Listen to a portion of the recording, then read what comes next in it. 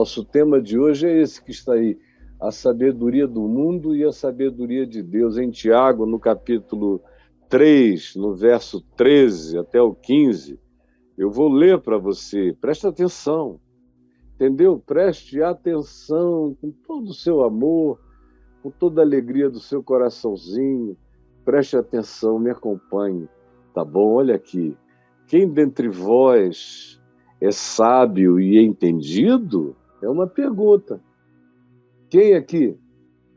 Ei, quem aqui se apresenta, ou se alegra, ou carrega assim aquela superioridade comunitária, ou pode ser começando na família? Eu sou mais velho, parece que ser mais velho é ser mais sábio. Eu estou na igreja há mais tempo, parece que é ser mais sábio. Ou eu estudei mais, ou eu sei mais teologia, doutrina, dogma, conheço mais autores, parece que é ser mais sábio. Ou então você anda com esse empavonamento por causa dessas supostas factualidades que colocam você em superioridade de saber e de conhecimento perante os demais. Vive isso na família, vive isso na parentela, vive isso profissionalmente, com a sua atitude, e vive isso nas expressões sociais variadas e diversas. Em geral, essa pessoa que se pensa mais sábia, superior, mais conhecedora, se auto-premia ou premia com certas medalhas de autoexaltação que o tornam um grande, pedante, chato, orgulhoso, horroroso. Em vez de fazer o cara melhorar, o piora. Porque a motivação dele para saber não foi a melhor. E quando a nossa motivação para aprender não é a melhor, preste atenção.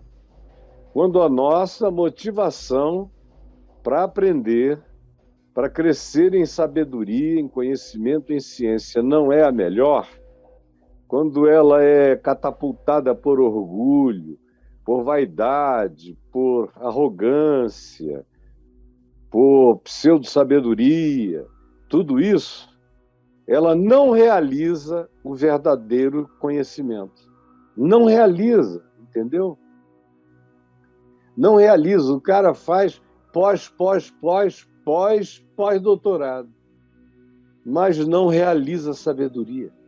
Ele pode se tornar uma enciclopédia de conhecimentos memorizados, mas ele não é uma encarnação de sabedoria amorosa, como diz Paulo, porque aquele que pensa que sabe, está lá em 1 Coríntios 8, aquele que pensa que sabe, com efeito, não aprendeu ainda como convém saber. Porque aquele que pensa que sabe, não aprendeu ainda como convém saber. Ele disse, Paulo, lá em 1 Coríntios 8, que o saber, segundo o mundo, segundo a presunção, segundo a arrogância, ele apenas nos incha, nos infla, nos engorda de conhecimento, nos faz glutões de conhecimento, nos faz obesos de informações, mas não realiza o verdadeiro conhecimento. Porque se você sabe todas as coisas, como Paulo disse em 1 Coríntios 13, se você tem todo conhecimento, toda a sabedoria, todas as interpretações e saberes disponíveis em você, mas se você não tiver amor, nada disso vai ter valor. Você pode até receber prêmios, mas O mundo espiritual não conhecerá jamais você como um ser humano que carrega a sabedoria de Deus. A sabedoria de Deus é praticada com amor. Então, deixa eu perguntar de novo a você o que Tiago perguntou. Quem aqui é sábio e entendido? Por que você acha que é? E aí, Tiago diz, se é, mostre. Como a gente mostra?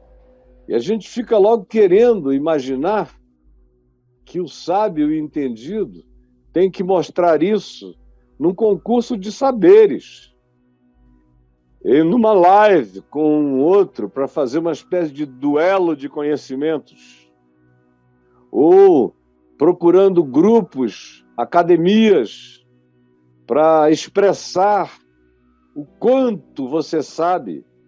Eu não estou dizendo que não haja hora para esse tipo de exposição acadêmica. Tem hora. Só não pode ser com esse objetivo, nem com essa motivação, nem por causa dessas catapultas carnais na mente e no coração. Sabedoria é para gente madura, não é para tolos. Tolos adquirem milhões, trilhões de informações e nunca se tornam sábios.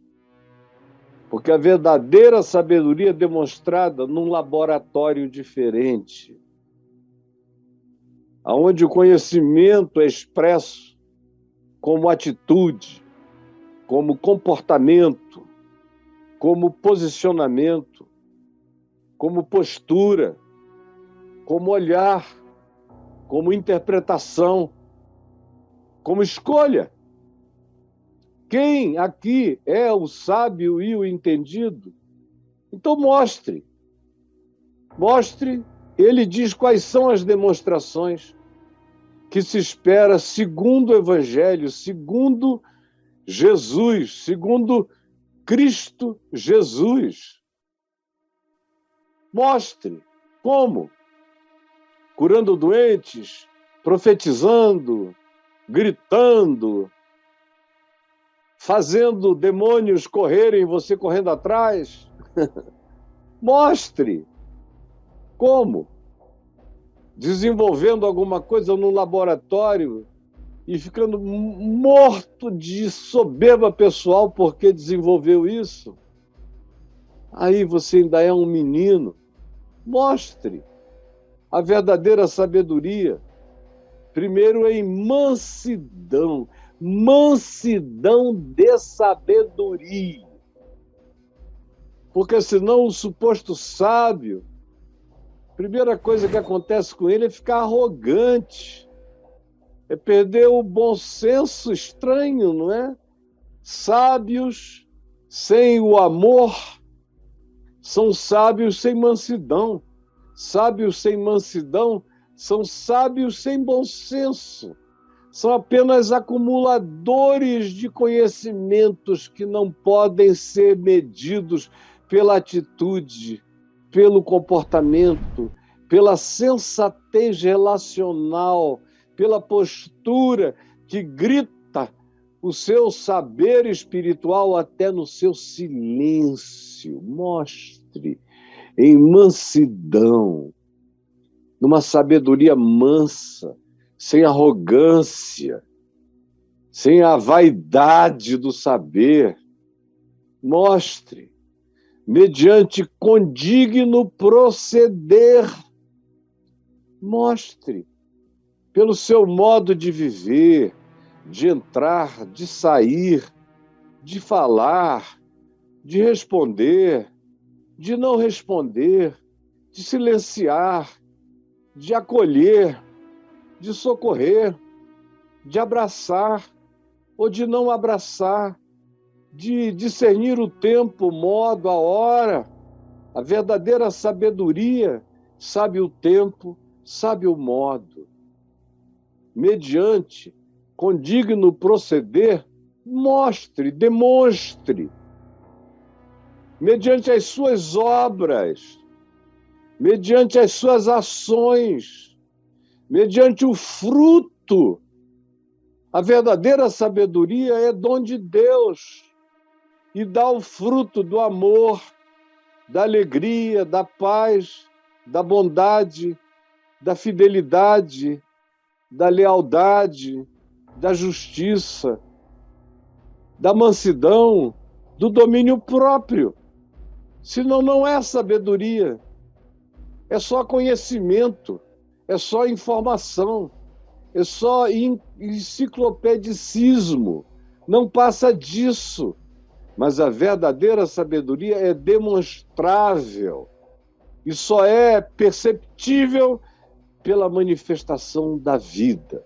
A verdadeira sabedoria quer ser encarnada em mansidão, de sabedoria, de postura, mediante um proceder condigno, que seja digno da sensatez, do bom senso, da lucidez, e mediante a prática, a concreção, a realização de boas obras, de frutos do Evangelho, nas práticas da vida.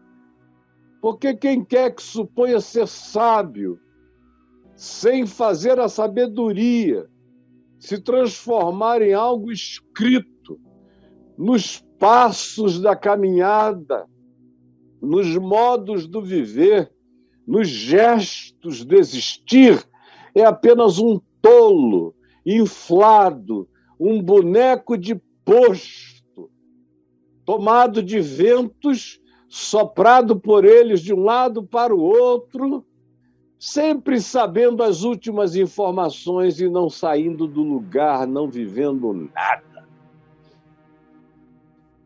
Se, pelo contrário, prossegue Tiago, tendes em vosso coração, trazeis no coração, se vocês carregam no coração, no interior, na mente, nos pensamentos, nos sentimentos, algumas outras coisas, dá para ver que o que existe em vocês não é sabedoria, porque, segundo Deus, sabedoria não é medida pela acumulação de informações. Mostre que o coração ficou sábio, porque ele venceu as coisas da sabedoria baixa, da subsabedoria, que é o que a maioria louva, sem saber que não está nem de longe no nível da sabedoria que é demonstrável no laboratório da vida, como prática de mansidão no saber, de condigno proceder e de obras de amor, de graça, de fidelidade, de caráter na relacionalidade, obras vivas. Mas se é o oposto disso, que a gente carrega no coração, então não é sabedoria. Se do meu coração eu estou habitado por disputa, por inveja, por facção, por competição, não é sabedoria. A sabedoria não compete com ninguém. Ela só quer vencer a própria insensatez e ignorância no seu próprio coração. A verdadeira sabedoria não se mede com ninguém, ela só se desafia a crescer. Portanto, ela não é carregada de inveja, jamais. Não é alguém ao lado que é a minha motivação para ser sábio. A minha motivação para ser sábio é Jesus, é crescer, é aprender a mente de Cristo, os pensamentos de Cristo, a sabedoria de Cristo. O Evangelho é a sabedoria de Deus praticada por Jesus. Como diz Paulo, em vários lugares, e o mais proeminente dele em 1 Coríntios, no capítulo 1, capítulo 2, onde ele define essa sabedoria divina, que não se mede para o lado, que só olha para dentro, se desafia a crescer na direção de Jesus. A verdadeira sabedoria não habita o coração amargurado.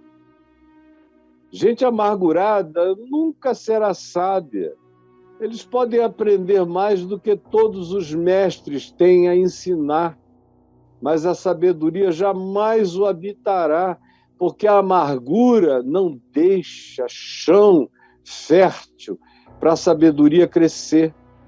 Num coração amargurado cabem muitos e todos os saberes possíveis, mas não cabe uma gota de sabedoria.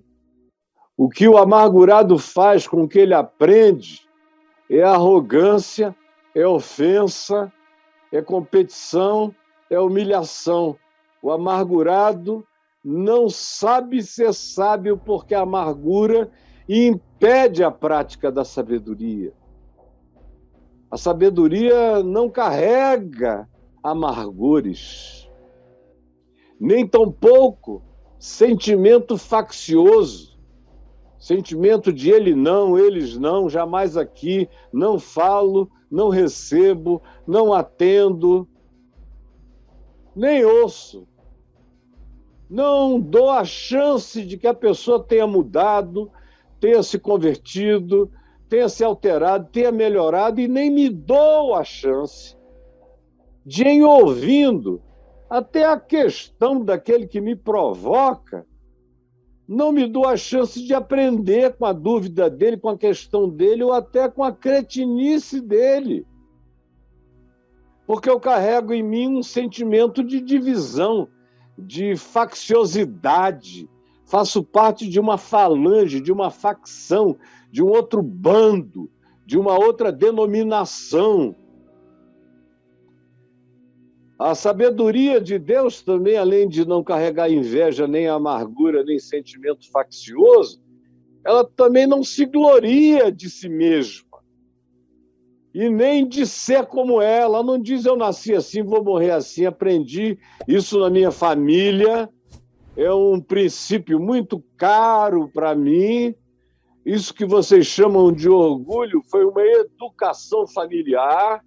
Como eu vi outro dia alguém perguntando a uma eminente figura da nossa história, muito arrogante, por que ele era assim?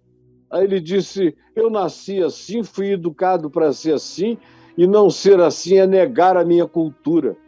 Aí a pessoa falou, mas é que para a gente aqui, a sua atitude parece ser uma atitude de uma altivez arrogante. Aí ele falou, mas é só a minha educação. Vai morrer feio, porque ele diz que nasceu assim, que é a natureza dele. Portanto, não se glorie de ser como você é. Não feche o telhado da sua casa, ela está em construção, ela pode subir, o pé direito dela pode se elevar imensa e infinitamente, mas ela terá teto, e o teto será baixo. Se ela viajar entre a inveja, a amargura, o sentimento faccioso e essa autoglorificação de quem você é. Sendo assim, saiba, tenha pelo menos essa sabedoria mínima de entender, como diz Tiago, que você está mentindo contra a verdade, que você não quis se enxergar até hoje, até agora. Está cego, cego pelo tapume, cego pelas vendas da falsa sabedoria, do falso conhecimento, da falsa teologia, da falsa doutrinação, da falsa sabedoria, do falso saber. Está engordo, está inflado, virou glutão de informações, mas está magérrimo, definhando pela falta de sabedoria, definhando no casamento, definhando junto aos filhos, definhando em relação às amizades, definhando em relação aos vínculos, definhando. O que tem parece aquele tal de megamente.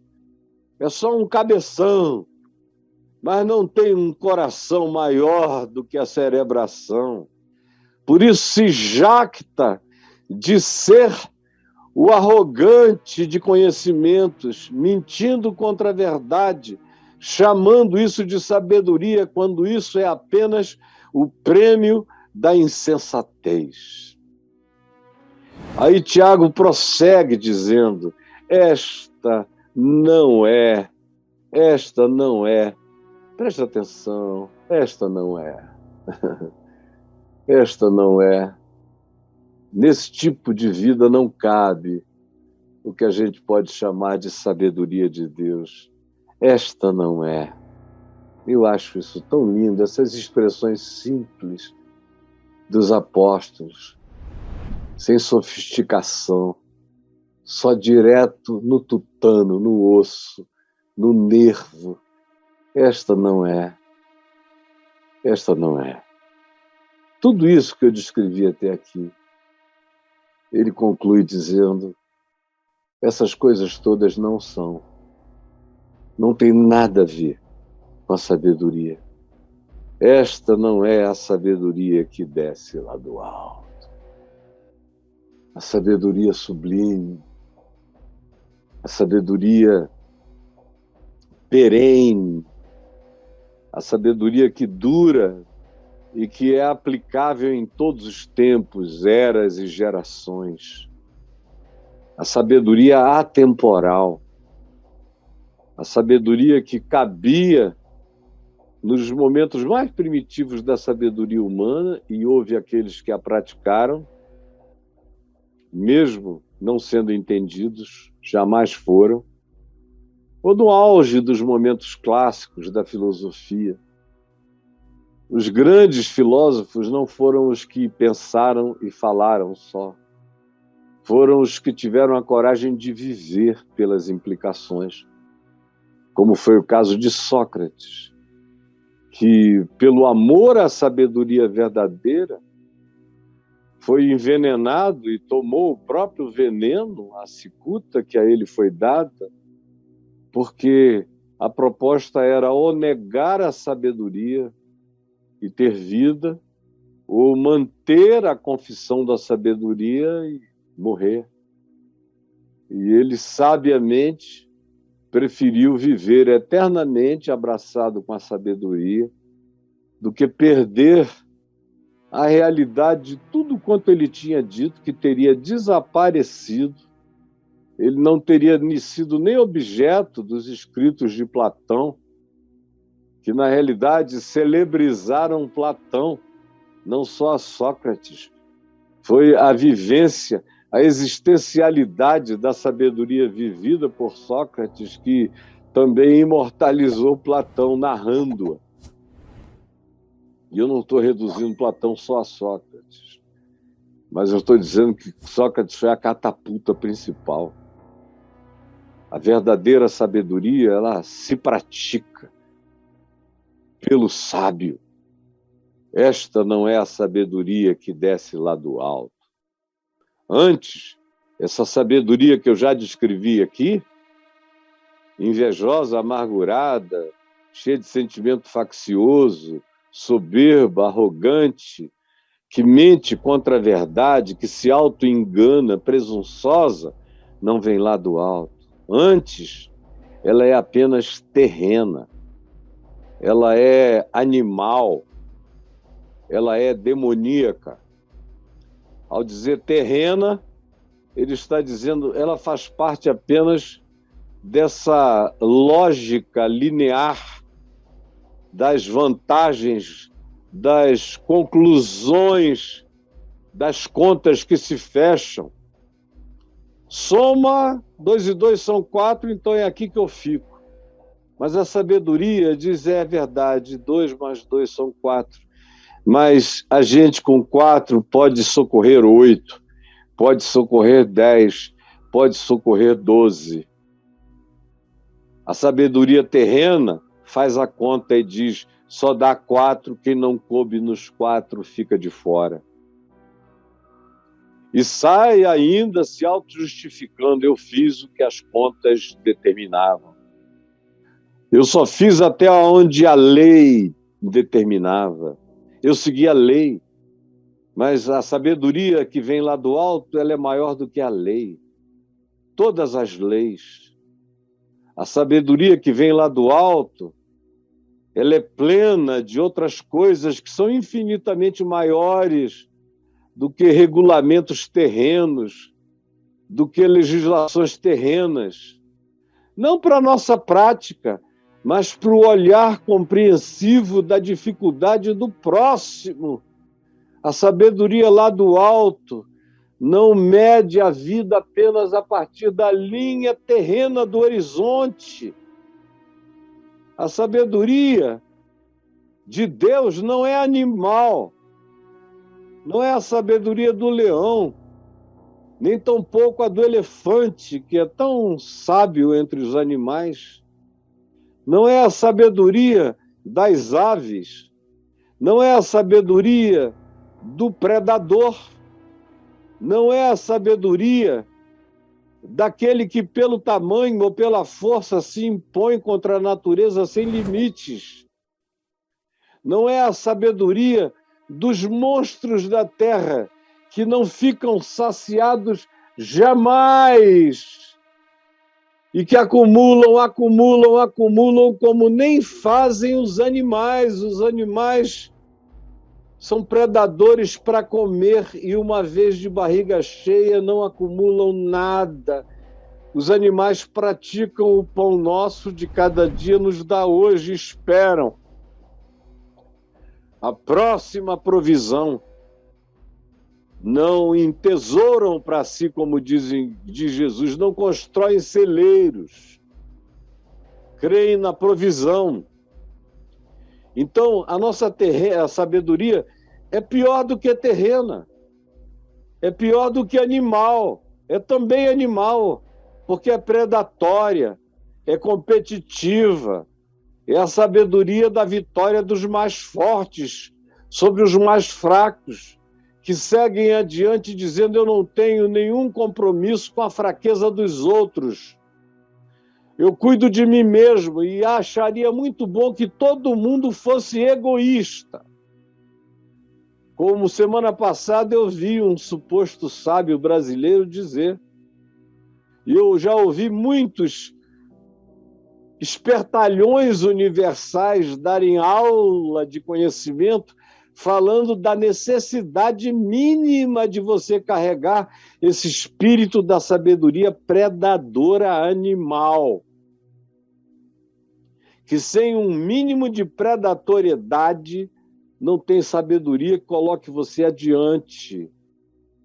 E aí Tiago diz, essa que a gente encontra sendo estimulada nos cursos, por muitos coaches hoje em dia, por uma quantidade enorme de livros, e que te estimulam supostamente a se tornar sábio, mas a melhor alternativa é transformar você num espertalhão, num astuto, num indivíduo que tem uma segunda agenda sempre, esperando a hora de pular em cima, de dar o bote, de dar o golpe, e chamam isso de sabedoria, porque o cara sabe esperar a hora de atacar, porque a Bíblia dele é a arte da guerra, porque o guru dele é Maquiavel. Então, se chama esse cara de sabedoria no mundo político. Esse é o grande sábio, que diz a hora de morder, de ferir, de apunhalar. Esse é glorificado. Esse tem carreira longa, longa, longa no que faz. Mas saiba, ele é apenas um ser de sabedoria terrena, animal e demoníaca. Esse saber é emulado por demônios, por forças espirituais do engano, que enganam o próprio indivíduo, que mente contra a verdade nele mesmo, e engana o outro, como Paulo diz, escrevendo em 2 Timóteo, no capítulo 3, eles seguem enganando e sendo enganados, seguem enganando e sendo enganados, porque quem engana se auto-engana, quem engana se auto-engana. Não esqueça isso, repita comigo, quem engana se auto-engana.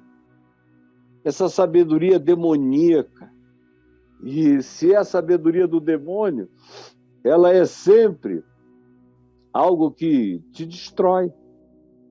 O demônio não faz relações pacíficas com os humanos.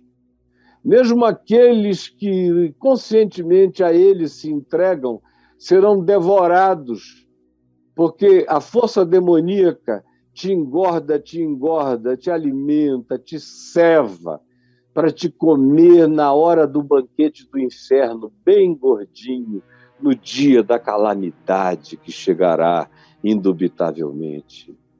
Pois onde há inveja, olha para mim aqui, pois onde há inveja, presta atenção, não é preciso pregar, é o que eu tenho feito aqui, é só explicar o óbvio. Quem dera esse óbvio que eu estou explicando aqui fosse pregado todo domingo, pelo menos, em todas as chamadas igrejas do Brasil. A gente ia ter uma outra igreja em pé na sociedade, diferente dessa coisa louca, dessa meretriz ensandecida que se chama de igreja à nossa volta, que é cheia de tudo, inchada de tudo, menos de sabedoria lá do alto. Pois, onde há inveja, e me diga, se no seu grupo de sábios religiosos não está cheio de inveja. Eu lido com eles há praticamente 50 anos, todo dia. E a coisa que mais me admira é quando eu encontro pessoas sem nenhuma inveja, que não se medem nunca, são raros e são livres. A gente os conhece porque eles são sinceros, livres. Eles respondem a tudo que são perguntados, eles não escondem. Eles abrem o coração, eles falam com verdade, com sinceridade. Quando eu digo eles, são todos, elas, e quem mais você queira incluir em todos. A sabedoria, lá do alto, ela não carrega essa inveja, nem sentimento faccioso. Porque aonde quer que esse tipo de espírito invejoso e de sentimento faccioso, comum na sabedoria terrena, animal e demoníaca, aonde quer que a gente cultive isso como valor, como significado, preste atenção, aí há. Não é haverá, aí há, com certeza, aí há confusão. Aí há confusão. Você sabe perfeitamente aonde não há sabedoria, avaliando só a confusão. Olhe em volta, porque você chama de cristianismo e você vê o quê? Sabedoria ou confusão? Confusão. Aí há confusão. E aí há toda espécie de coisa ruim, de sentimento ruim, de postura ruim, de interpretação ruim, de atitude ruim, de ódio, de raiva, de intolerância, de disputa. Como é que alguém pode melhorar sendo tão ruim, tão perverso, tão maligno, tão demoníaco, e ainda se arroga a dizer que se aumentarmos no mundo a presença desse grupo, o mundo vai ficar melhor? Quando? Nós temos mais de 1.700 anos da demonstração de que essa prática, que é praticamente o script do cristianismo, não melhorou nada em lugar nenhum, matou muitos milhões e destruiu conhecimentos, sabedorias, queimou bibliotecas, acabou com saberes, fez loucuras, eliminou os inteligentes, glorificou os estúpidos no curso da história, porque oriundamente desse ambiente não pode haver nada que não seja mexido pela colher de pau da confusão e toda espécie de coisas ruins. Agora veja a diferença. A sabedoria, porém,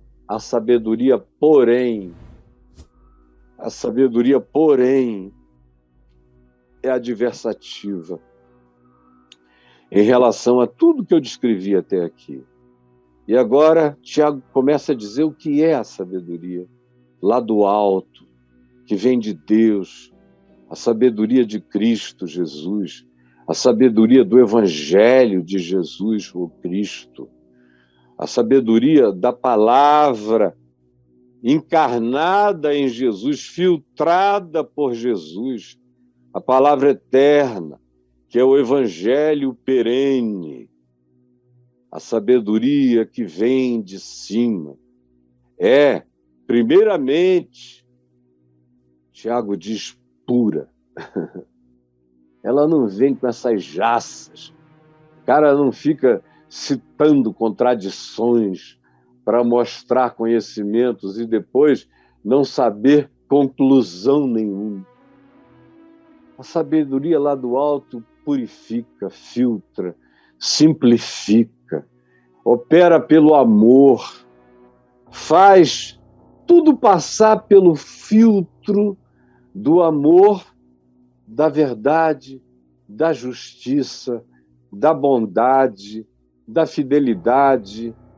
E como não tem amargura, não tem facciosidade, não tem acepção de conhecimentos, nem tem acepção de mestres, nem tem acepção de ensinos.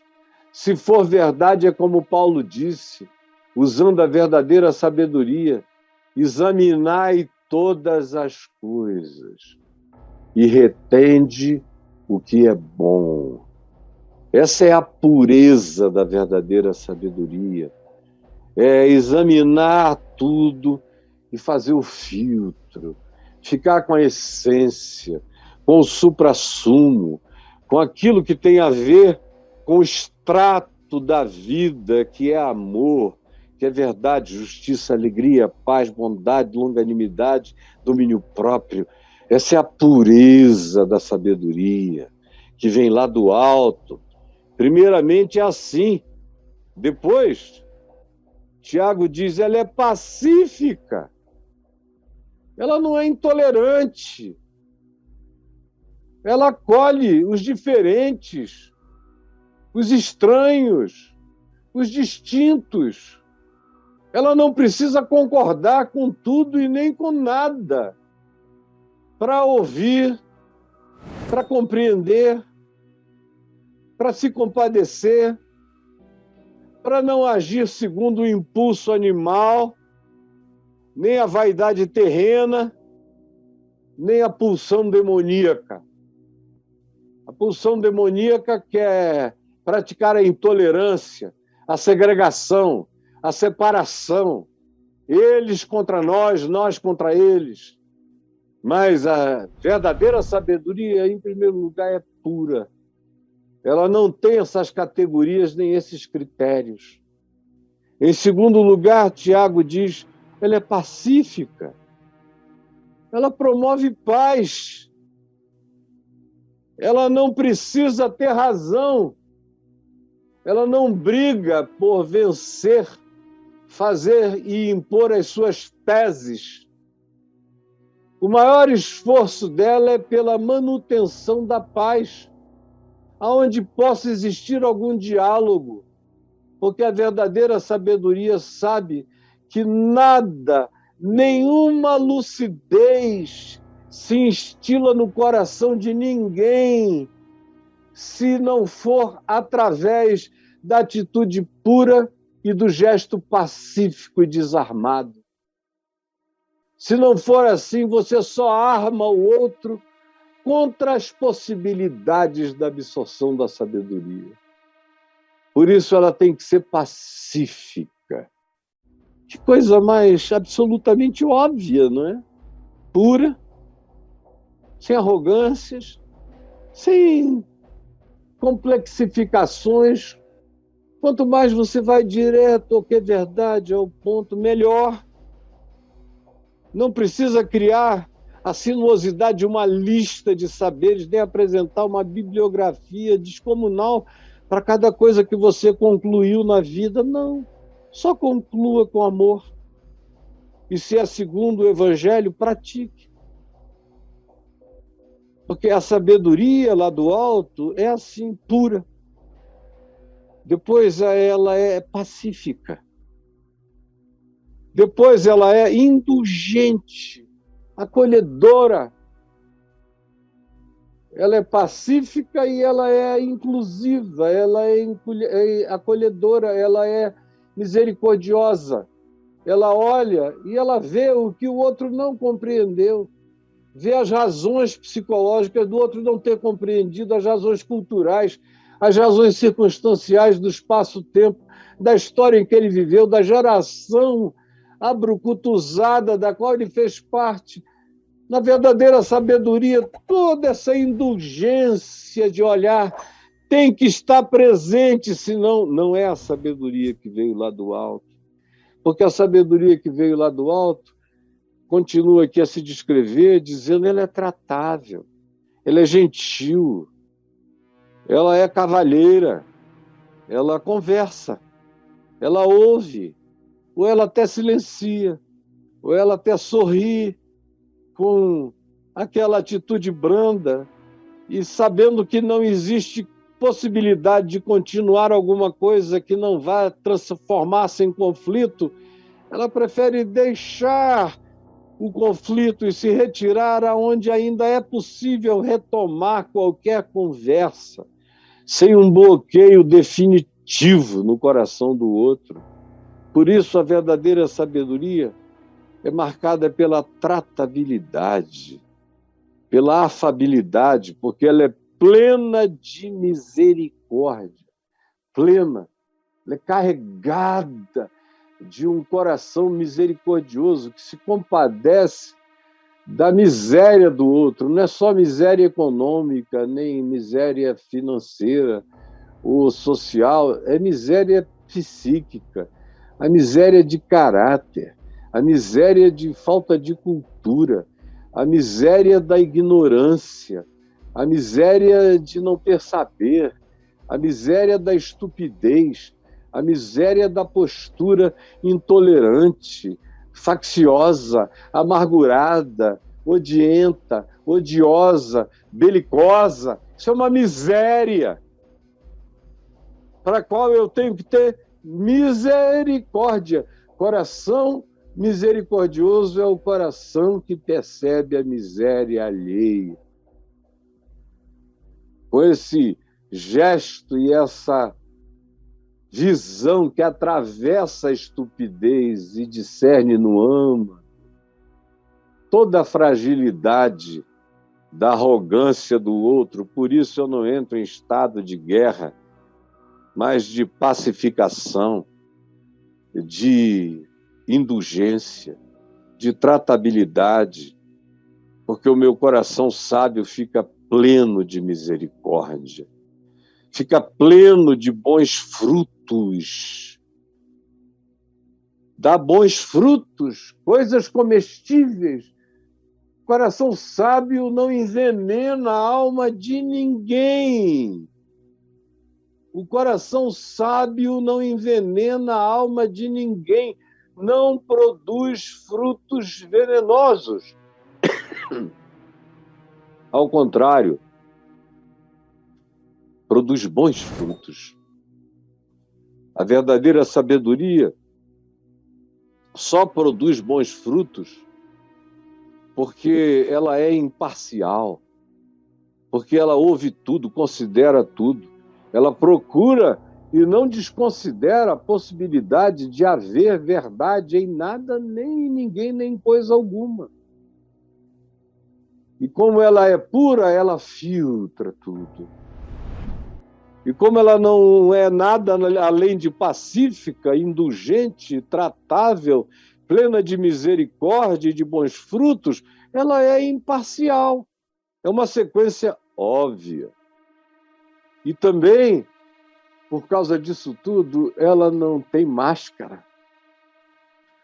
Ela não finge sabedoria. Ela é sabedoria. E as pessoas veem, notam e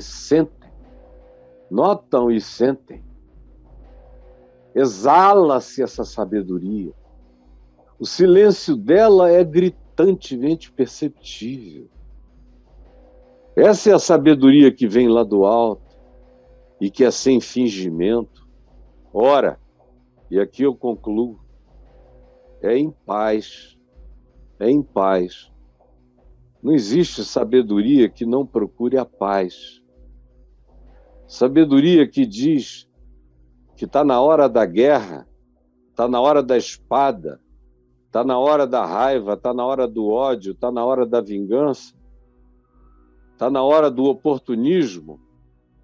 É a sabedoria demoníaca, animal, perversa, maquiavélica, que te ensina a atacar na hora certa pelas costas, a liquidar sem o outro nem notar.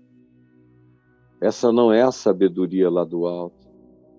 A sabedoria de Deus é praticada e é vivida em paz. Em paz, é em paz que se semeia o fruto da justiça. Esse fruto bom da sabedoria só vinga, só alimenta, só faz bem quando ele é semeado através dos meios certos. Por isso, os fins não justificam os meios. E aqui, a pacificação é o modo operandi dessa sabedoria. É através da paz que a gente a pratica, que a gente a exerce, que a gente a semeia, que a gente a compartilha, que a gente a distribui. Essa é a mídia da sabedoria, é a prática da paz. É o olhar da paz, é a preferência da paz, é a prioridade da paz. Como disse Paulo, no que depender de vós, tende paz com todos os seres humanos, porque é em paz que se semeia a semente da paz, o fruto da paz. Você quer paz?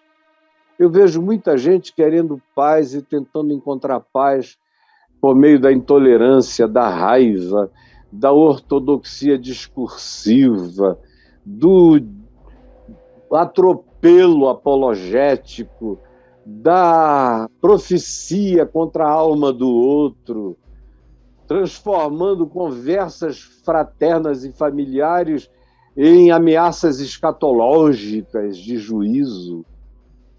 Assim só se produz a confusão e o inferno, batizado em nome de Jesus, que a gente assiste entre nós, porque a prioridade não é paz, nem paz para eles, nem paz uns com os outros, e muito menos paz com o resto da sociedade, que se dane, com ela eu serei intolerante. Eu quero é ganhar o poder para impor o que eu chamo de valor certo contra os outros. É promotor da confusão, do ódio e da destruição, em nome da sabedoria. Porque é em paz que se semeia o fruto da justiça para os que procuram a paz. Para os que procuram a paz. É assim que eu devo lidar com todos os seres humanos, é assim que deve ser a minha vidinha, entendeu? No entanto, se eu quero ser sábio, eu tenho que saber a diferença entre a astúcia terrena, mundana, animal, predatória, demoníaca, do espertalhão, e a sabedoria mansa, pura, indulgente, misericordiosa, imparcial, justa, cheia de compaixão, de capacidade de olhar e se solidarizar com a ignorância e com a história da estupidez humana. Por isso, a verdadeira sabedoria abre o dia da própria alma, dizendo: Senhor, me perdoa, nos meus enganos, me ajuda a encontrar hoje, mais uma vez, a sintonia com a verdade do teu amor que conduz à verdadeira sabedoria. E me ajuda, Senhor, a não praticar a insensatez de nenhuma forma de sabedoria mundana. E nos meus encontros, antecipadamente, me faz saber que a minha oração é uma só. Pai, perdoa-lhes porque eles não sabem o que fazem. Porque eu quero é semear a semente da paz para o meu benefício, para o benefício de tantos quantos possam se alimentar do fruto da minha vida, começar de dentro da minha casa. É isso que eu quero semear. É esse o rastro que eu quero deixar. Esse é o bosque de frutuosidade que eu quero plantar. É sob essas sombras que eu quero deitar. Esse é o reino que eu quero ter a alegria de a ele pertencer. E é essa pessoa que eu desejo ser. Em nome de Jesus. Amém, amém, amém e amém.